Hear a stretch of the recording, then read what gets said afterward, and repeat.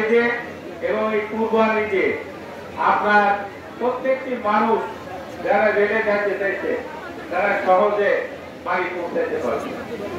আজকে অনেক পরিবর্তন হয়েছে, আপনারা দোয়া করবেন।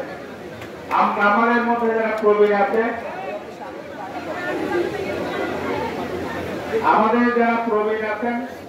আমাদের এই প্রতিষ্ঠা বার্ষিকীর প্রোগ্রামে তাদেরকে আমরা সম্মানিত করব। আমাদের এখানে একটা সাংস্কৃতিক অনুষ্ঠানের ব্যবস্থা করা হবে। এটা সারা বছর ব্যাপী আমাদের এই প্রোগ্রাম চলবে।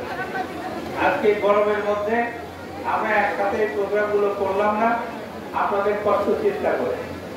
আমাদের এখানে যারা আছে একসাথে ছাত্র রাজনীতি করছে, একসাথে এখন রাজনীতি করছে, আজকে আমরা সবাই মিলে একসাথে শেখ হাসিনার নেতৃত্বে আমরা একটা দুর্বার, একটা শক্তিশালী আওয়ামী লীগ আমরা প্রতিষ্ঠিত করি, যেখানে বিভেদ থাকবে না, যেখানে সমস্যা থাকবে না।